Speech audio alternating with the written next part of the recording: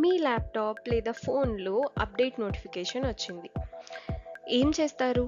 వెంటనే update install చేస్తాం కదా! ఎందుకంటే అప్డేట్ అంటేనే సెక్యూరిటీ అండ్ సేఫ్టీ. కానీ అప్డేట్ ఇన్స్టాల్ చేయడం వల్ల సిస్టమ్ హ్యాక్ అయితే వరల్డ్లోనే one of the biggest supply chain attack SolarWind supply chain attack ఇలాగే జరిగింది. వెల్కమ్ టు సైబర్ కథలు. ఫస్ట్ మనం కంపెనీ ఏంటో తెలుసుకుందాం. సోలార్విండ్స్ ఓరియన్ అనేది network monitoring software. Orion network management platform. IT admins ఈ సాఫ్ట్వేర్ని కంపెనీ సర్వర్స్, నెట్వర్క్స్ మానిటర్ చేయడానికి యూజ్ చేస్తారు. కంపెనీ ఇన్ఫ్రాస్ట్రక్చర్కి హార్ట్ లాగా ఉంటుంది ఈ software. Government offices, big tech companies, telecom, finance ఇలా వేల ఆర్గనైజేషన్స్ యూజ్ చేస్తున్నాయి. చాలా నమ్మకమైన సాఫ్ట్వేర్ కంపెనీ ఈ సోలార్విండ్స్. అసలు అటాక్ ఏం జరిగిందో చూద్దాం. హ్యాకర్స్ ముందుగా సోలార్విండ్స్ నెట్వర్క్లోకి ఎంటర్ అయ్యారు. ఎలా అన్నది రివీల్ చేయలేదు, కానీ లీక్డ్ ఎంప్లాయీ క్రెడెన్షియల్స్ వల్ల అని మెజారిటీ ఇన్ఫర్మేషన్. సో 2019 సెప్టెంబర్లో హ్యాకర్స్ ఇనీషియల్ నెట్వర్క్ యాక్సెస్ వచ్చాక చిన్న చిన్న కోడ్ స్నిప్పెట్స్ ఇంజెక్ట్ చేస్తూ సిస్టమ్ బిహేవియర్ని టెస్ట్ చేస్తూ ఉన్నారు. ఫిబ్రవరి టు మార్చ్ 2020లో మెలీషియస్ కోడ్ని బిల్డ్ సిస్టంలోకి ఇన్సర్ట్ చేశారు. ఆ మెలీషియస్ కోడ్ పేరే సన్బర్స్ట్. అసలు ఈ బిల్డ్ సిస్టమ్ ఏంటి, సప్లై చైన్ అటాక్ ఏంటి అనే కదా మీ డౌట్. ఫస్ట్ అవేంటో తెలుసుకుందాం.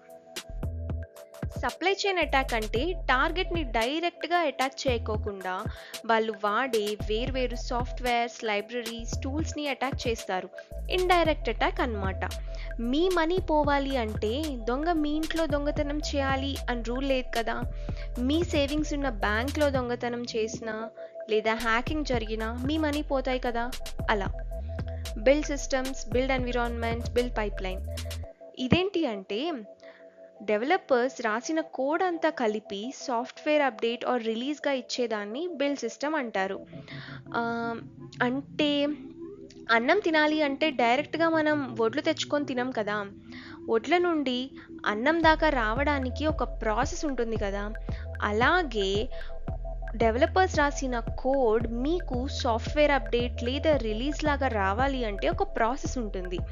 ఇది అంతా బిల్డ్ సిస్టంలో జరుగుతుంది.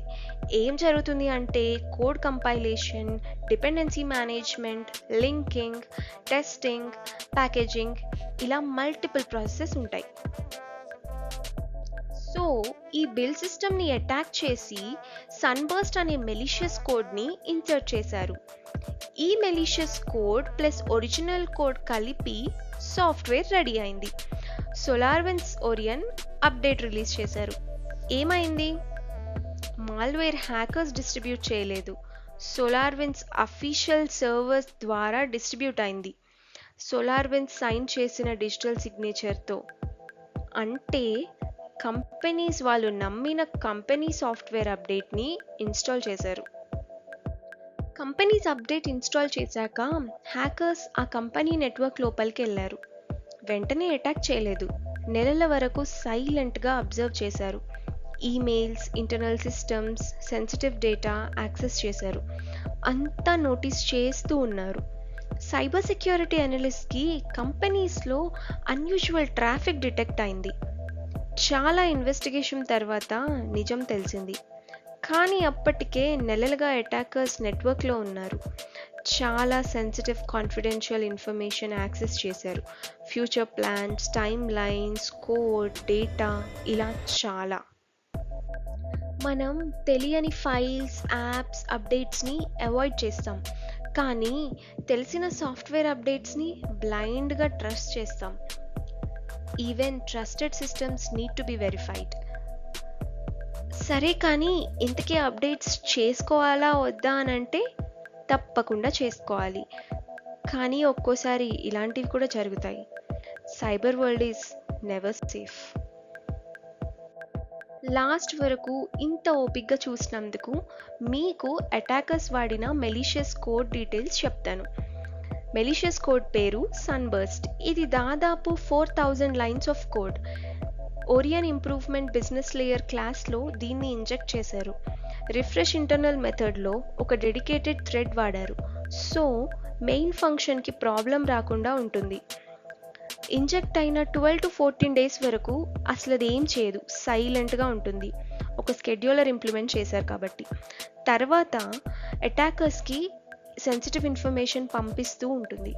ఇది నార్మల్ నెట్వర్క్ ట్రాఫిక్తో కలిసిపోయి దొరకడం చాలా కష్టంగా ఉంటుంది. క్రెడెన్షియల్స్, డేటా స్టీల్ చేస్తుంది. కొత్త మెలీషియస్ కోడ్ని ఇంజెక్ట్ చేస్తుంది. ఇది సోలార్విండ్ సైబర్ కథ. నెక్స్ట్ సైబర్ కథతో మళ్ళీ వస్తాను. అప్పటి వరకు స్టే సైబర్ అవేర్.